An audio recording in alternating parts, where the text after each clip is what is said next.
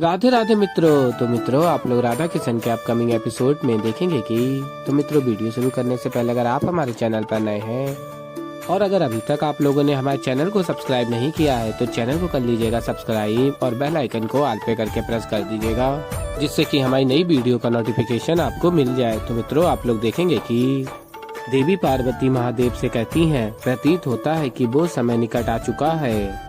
भार्गवी के भीतर समस्त शक्तियां जागृत हो जाएंगी। उसे ये एहसास हो जाएगा कि वो स्वयं देवी लक्ष्मी का स्वरूप है। और फिर महादेव कहते हैं, परंतु केवल हम ही नहीं हैं जो देवी महालक्ष्मी के इस रूप के दर्शन करने को आतुर हैं। और तभी अन्य देवगण भी आ जाते हैं और कहते हैं, प्रणाम महादेव। और फिर मित्रों, आप लोग आगे देखेंगे कि महादेव कहते हैं, आप सभी देवतागण उचित समय पर पधारे हैं, क्योंकि अब कुछ ही क्षण में हम सबको देवी महालक्ष्मी के दिव्य दर्शन प्राप्त होने वाले हैं। और फिर आगे आप लोग देखेंगे कि भार्गवी कहती हैं, अब तेरा अंत निकट है कोलासुर। और फिर कोलासुर भागने का प्रयत्न करता और देखता है जिस ओर कोलासुर भाग रहा होता है उसी ओर भार्गवी कोलासुर के समक्ष खड़ी होती हैं। और कोलासुर भाग नहीं पाता और सभी देख रहे होते हैं। और फिर भयभीत होकर कहता है, कोलासुर तुम तो एक साधारण स्त्री हो, तो फिर ये सारी माया कैसे? और फिर भार्गवी कहती हैं, ये माया नहीं है मूर्ख, ये उस प्रेम की शक्ति है जिसे तूने ललकारा था। और फिर मित्रों, आप लोग आगे देखेंगे कि महादेव बताते हैं, देवी के जो 8 रूप हमें दिख रहे हैं यही है देवी का अष्टलक्ष्मी स्वरूप। और जब ये 8 स्वरूप देवी भार्गवी में मिल जाएंगे तो देवी महालक्ष्मी का दिव्य स्वरूप हम सबके समक्ष आएगा। यही योजना थी मेरे आराध्य नारायण की कि महालक्ष्मी के हाथों ही कोलासुर का वध हो। और कहते प्रसन्न हो कि महादेव वो देवी महालक्ष्मी जिनमें त्रिदेवियों की सभी शक्तियां निहित हैं। और फिर मित्रों, आप लोग आगे देखेंगे कि कोलासुर कहता है भार्गवी से, कौन हो तुम? और तभी अष्ट स्वरूप भार्गवी में मिल जाते हैं। और फिर तभी महालक्ष्मी का दिव्य स्वरूप सबके समक्ष आता है। और फिर मित्रों, आप लोग आगे देखेंगे कि श्रीनिवास कहते हैं, अंततः वो क्षण आ ही गया जिसकी मैं प्रतीक्षा कर रहा था। और फिर श्रीनिवास और वेंकटेश महालक्ष्मी के स्वरूप को प्रणाम करते हैं। और फिर कोलासुर भी प्रणाम करता है और सभी प्रणाम करते हैं। और फिर आगे आप लोग देखेंगे कि महादेव बताते हैं, आज से अनंत काल तक ये संसार देवी महालक्ष्मी के स्वरूप को देवी अम्बाबाई के नाम से पुकारेगा। और फिर आगे आप लोग देखेंगे कि कोलासुर कहता है, हाथ जोड़ के महालक्ष्मी के स्वरूप के समक्ष मैं आपके हाथों अपनी मृत्यु स्वीकार करने के लिए सज्ज हूँ देवी। मेरी बस एक अंतिम इच्छा है और वो ये है कि मेरी मृत्यु के पश्चात इस गांव को मेरे नाम से जाना जाए। और फिर देवी अम्बाबाई कहती हैं, ठीक है, तुम्हारी इच्छा जरूर पूर्ण होगी। और बताती हैं, तुम्हारी मृत्यु के पश्चात एक गांव कोलापुर के नाम से जाना जाएगा।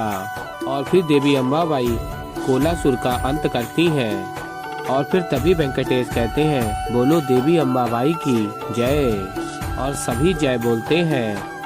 और फिर मित्रों, आप लोग आगे देखेंगे कि असुर गुरु शुक्राचार्य ये देखकर अत्यंत क्रोध में आ जाते हैं और कहते हैं, नारायण तुमने फिर मेरे साथ छल किया, किंतु इस छल का और कोलासुर की मृत्यु का प्रतिशोध मैं तुमसे अवश्य लूंगा। और फिर भार्गवी अपने स्वरूप में पुनः वापस आ जाती हैं। और फिर मित्रों, आप लोग आगे देखेंगे कि राजकुमारी पद्मावती भार्गवी के समक्ष जाती हैं और कहती हैं, मैं तुमसे अब क्या कहूँ, मेरी तो कुछ समझ में नहीं आ रहा है। और फिर तभी भार्गवी कहती हैं राजकुमारी पद्मावती से, ये आप क्या कह रही हैं? और फिर पद्मावती कहती हैं, वही जो उचित है। और फिर राजकुमारी पद्मावती आगे बताती हैं, आज मैंने जो कुछ भी देखा उसके पश्चात मुझे आभास हुआ कि मैं श्रीनिवास के प्रेम में सब कुछ भूल गई थी। मैंने आपको कितना दुख पहुंचाया, कितने कठोर शब्द कहे आपको, मुझे तो समझ में ही नहीं आ रहा है कि मैं किस प्रकार क्षमा मांगूं। और फिर भार्गवी कहती हैं राजकुमारी पद्मावती से, आपको मुझसे क्षमा मांगने की कोई भी आवश्यकता नहीं है, क्योंकि मेरे मन में कदापि आपके लिए कोई कड़वाहट ही नहीं थी। और फिर राजकुमारी पद्मावती भार्गवी के गले लग जाती हैं। और फिर तभी श्रीनिवास कहते हैं, प्रतीत होता है कि तुम दोनों में मित्रता हो चुकी है। ये बड़ी अच्छी बात है, किंतु अब भी एक कार्य शेष है। और फिर श्रीनिवास स्मरण करते हैं, राजकुमारी पद्मावती ने कहा होता है, मुझे वचन दीजिए श्रीनिवास कि आप आज के बाद भार्गवी से कभी नहीं मिलेंगे। और श्रीनिवास ने वो वचन दे दिया होता है।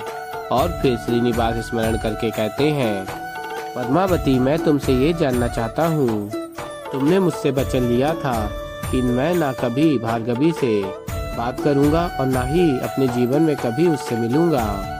मैं ये पूछना चाहता हूँ कि क्या अब भी मैं उस वचन में बद्ध हूँ? यदि हाँ तो मैं इसी क्षण तुम्हारे साथ वेंकटगिरी लौटने के लिए सज्ज हूँ। और फिर मित्रों आप लोग आगे देखेंगे कि वेंकटेश कहते हैं, हाँ तो इसमें इतना सोच विचार करने की क्या आवश्यकता है। वैसे भी मैं और भार्गवी अभी कुछ समय में गाँव छोड़कर चले जाने वाले हैं, तो आप दोनों भी जा सकते हो। श्रीनिवास और पद्मावती दोनों वेंकटगिरी जा सकते हैं, कोई समस्या नहीं है। और फिर मित्रों आप लोग आगे देखेंगे कि भार्गवी कहती हैं, श्रीनिवास क्या हम एक दूसरे से कभी मिल नहीं पाएंगे, क्या बात भी नहीं कर पाएंगे? और फिर श्रीनिवास हाथ जोड़ के कहते हैं, क्षमा करना भार्गवी, मैंने पद्मावती को वचन दिया है और उस वचन को मुझे निभाना होगा। पति होने का कर्तव्य मुझे निभाना होगा। पद्मावती ही ये सुनिश्चित कर सकती हैं कि मैं किससे प्रेम कर सकता हूँ और मुझसे कौन प्रेम कर सकता है। और फिर आगे श्रीनिवास कहते हैं, क्यों पद्मावती, उचित कहा ना मैंने। और फिर पद्मावती अत्यंत चिंतित हो रही होती हैं और तभी भार्गवी कहती हैं, मैं जानती हूँ कि आप श्रीनिवास को कितना प्रेम करती हैं। और फिर भार्गवी राजकुमारी पद्मावती के दोनों हाथ पकड़ के कहती हैं, किंतु आप चिंता मत कीजिए, मैं आपके संबंध में कभी कोई विघ्न नहीं डालने वाली। और फिर भार्गवी जा रही होती हैं और फिर तभी राजकुमारी पद्मावती कहती हैं, रुक जाओ भार्गवी। और फिर भार्गवी रुक जाती हैं। और फिर मित्रों आप लोग आगे देखेंगे कि राजकुमारी पद्मावती भार्गवी से कहती हैं, मत जाओ। और कहती हैं, मुझे मेरी भूल का आभास है, मैं देख सकती हूँ कि तुम और श्रीनिवास एक दूसरे से कितना प्रेम करते हो। श्रीनिवास मुझसे अत्यंत प्रेम करते हैं और मैं भी उनसे अत्यंत प्रेम करती हूँ, किंतु मैं ये निर्णय तो नहीं ले सकती ना कि वो किससे प्रेम कर सकते हैं और किससे नहीं।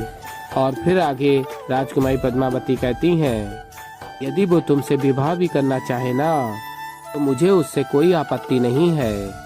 और कहती हैं, मैं तुम्हारे साथ अत्यंत प्रसन्न होकर रहूंगी भार्गवी। और फिर भार्गवी कहती हैं राजकुमारी पद्मावती से, मुझे श्रीनिवास से प्रेम अवश्य है, किंतु वेंकटेश ने तब मुझे सहारा दिया है जब श्रीनिवास मेरे साथ नहीं था।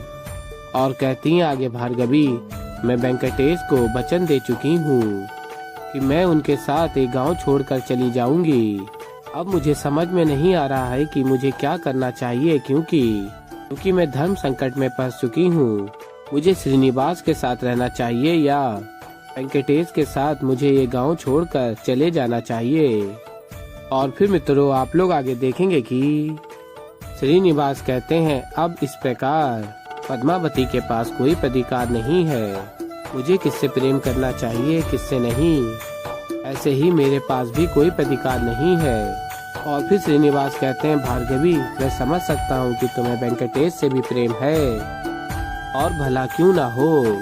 प्रसन्न होकर कहते हैं श्रीनिवास, तुम्हारे इस धर्म संकट का भी एक उपाय है मेरे पास। और फिर तभी वेंकटेश का स्वरूप भी श्रीनिवास में ही मिल जाता है और सभी ये देख रहे होते हैं। और फिर श्रीनिवास बताते हैं, मैं ही वेंकटेश हूँ, मैं ही श्रीनिवास और मैं ही विष्णु हूँ। और फिर सभी को अपने वास्तविक विष्णु रूप के दर्शन देते हैं और सभी देख रहे होते हैं। और फिर मित्रों आप लोग आगे देखेंगे कि सभी नारायण को प्रणाम करते हैं और फिर नारायण अपने श्रीनिवास के स्वरूप में आ जाते हैं। और ये देखकर गोविंदराज श्रीनिवास के समक्ष जाते हैं और तभी श्रीनिवास कहते हैं, आप सदैव से मेरे बड़े भाई थे और सदैव रहेंगे। इस संबंध में कभी कोई परिवर्तन नहीं आएगा गोविंदराज। और तभी ये सुनकर गोविंदराज के नेत्र भर आते हैं और फिर अपने आंसुओं को पोंछकर गोविंदराज श्रीनिवास के हृदय से लग जाते हैं और सभी ये देखकर अत्यंत प्रसन्न हो जाते हैं। और फिर गोविंदराज कहते हैं श्रीनिवास से, प्रभु मैं ये तो समझ गया कि जिसे मैं अपना छोटा भाई नटखट श्रीनिवास समझ रहा था वो तो साक्षात नारायण है, किंतु मैं ये नहीं समझ पा रहा हूँ कि आपने ये श्रीनिवास का रूप क्यों धारण किया। और फिर तभी श्रीनिवास महर्षि भृगु को देखते हैं और कहते हैं गोविंदराज से, एक श्राप के कारण। और तभी वो श्राप स्मरण करते हैं महर्षि भृगु। देवी लक्ष्मी कहती हैं ऋषि भृगु से, मैं आपको श्राप देती हूँ, लक्ष्मी कभी ब्राह्मणों को नहीं मिलेगी। और फिर तभी ऋषि भृगु वरदान मांगते हैं नारायण से, मैं चाहता हूँ कि देवी लक्ष्मी मेरे घर में मेरी पुत्री के रूप में जन्मे। नारायण ने वो वरदान ऋषि भृगु को दे दिया होता है। तो ऐसे ही मित्रों आगे और भी बहुत कुछ देखेंगे। तो अभी के लिए इस वीडियो में इतना ही।